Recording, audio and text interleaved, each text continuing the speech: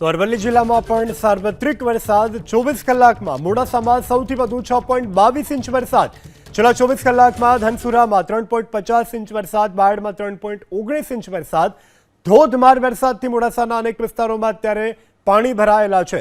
જિલ્લાની પાર્ક ગરીબ નવાઝ સોસાયટીમાં પાણી ઓસર્યા તો મોડાસાના ડીપી રોડ અને કેદારનાથ સોસાયટી આગળ પાણી ભરાયેલા છે। અરવલ્લી જિલ્લામાં રાત્રિ દરમિયાન ધોધમાર વરસાદ વરસ્યો હતો।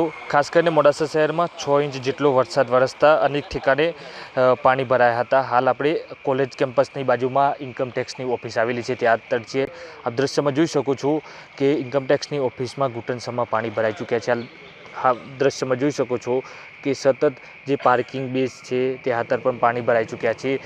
જે ઇન્કમટેક્સ ઓફિસનો જે મેન બહારનો ગેટ છે ત્યાં તે પણ પાણીમાં ગરકાવ થયો છે।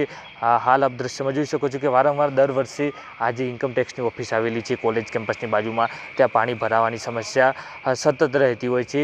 અરવલ્લી જિલ્લાની વાત કરવામાં આવે તો અરવલ્લી જિલ્લામાં છેલ્લા 24 કલાકમાં સૌથી વધુ મોડાસા શહેરમાં જે વરસાદ વરસ્યો હતો તેના કારણે અનેક મોડાસા શહેરની નીચાણવાળી જે સોસાયટીઓ છે ત્યાં પાણી ભરાયા હતા।